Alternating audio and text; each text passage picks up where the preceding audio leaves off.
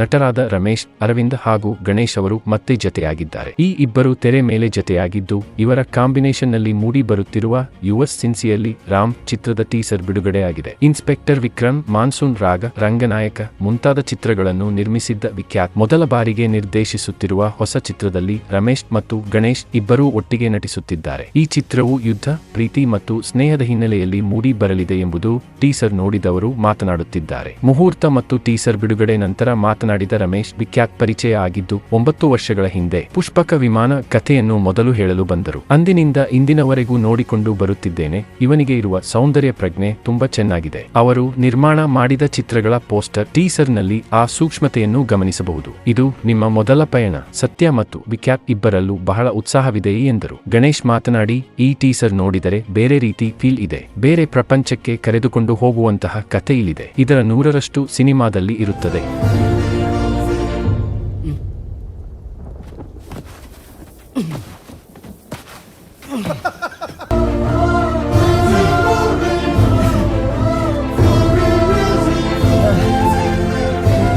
ಪ್ರತಿ ದೃಶ್ಯ ಒಂದು ಹೊಸ ಅನುಭವ ಕೊಡುತ್ತದೆ ಎಂದರು. ಸತ್ಯ ರಾಯಲ ನಿರ್ಮಾಣದ ಈ ಚಿತ್ರಕ್ಕೆ ಅನೂಪ್ ಸಿಳೀನ್ ಸಂಗೀತ, ನವೀನ್ ಕುಮಾರ್ ಕ್ಯಾಮೆರಾ ಚಿತ್ರಕ್ಕಿದೆ. ಗೌರಿ ಗಣೇಶನ ಹಬ್ಬದ ಪ್ರಯುಕ್ತ ಚಿತ್ರಕ್ಕೆ ಮುಹೂರ್ತ ಮಾಡಲಾಗಿದೆ. ಅಂದಹಾಗೆ ಈ ಹಿಂದೆ ರಮೇಶ್ ಅರವಿಂದ್ ಅವರು ಗಣೇಶ್ ನಟನೆಯ ಸುಂದರಾಂಗ ಜಾಣ ಚಿತ್ರವನ್ನು ನಿರ್ದೇಶಿಸಿದ್ದರು.